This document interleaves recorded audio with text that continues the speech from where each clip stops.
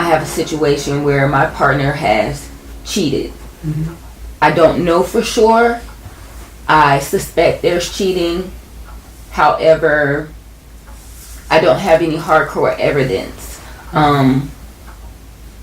What do I do in that situation? And is that something you could help counsel me through, to where either I find out or I leave? Wow. So that's a very common concern, an issue that I see with a lot of couples. Just kind of, I'm guessing now, these aren't hardcore statistics, but I would make a strong hypothesis that 1 out of every 3 couples that I meet with, there's some level of infidelity. And infidelity doesn't necessarily look like your partner having sex or a physical relationship with another spouse, another person. Infidelity could just be the insecurity that one partner feels because of a certain act. And it could be one act. It could be social media. It could be the evidence of your spouse coming home at a later date, staying at the office more. So we look at infidelity as a trauma.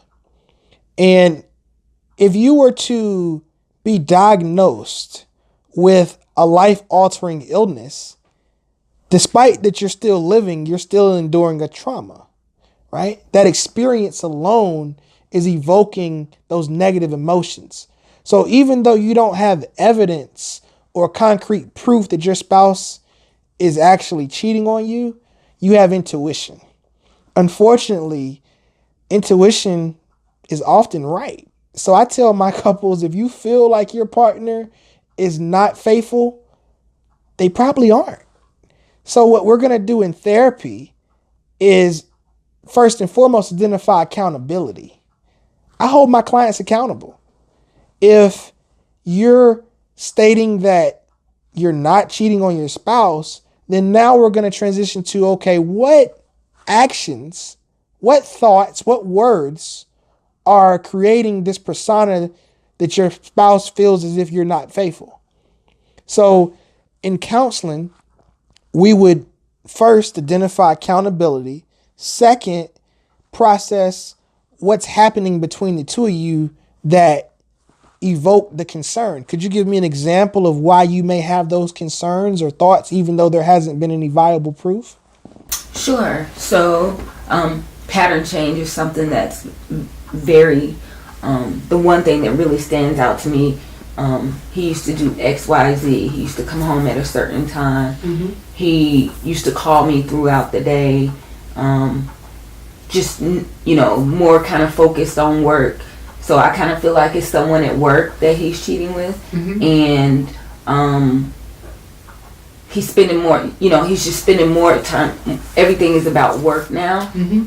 And his job's not that hard. Mm-hmm. So it kind of seems as if there's something at work that has his attention. Wow. Yeah. So I heard you mention pattern change, and it sounds like you guys aren't as connected as you used to be. He doesn't have that same desire to rush home to see you, it looks like. Correct.